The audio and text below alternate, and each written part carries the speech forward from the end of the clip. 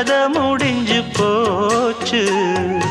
ஈசான மூலையில லேசான பள்ளி சத்தம் மாமன் பேர சொல்லி பேசுது. ஆறாத சோகந்தன்ன தீராம சேர்த்து வச்சு ஊரும் சேர்ந்து என்ன ஏசுது.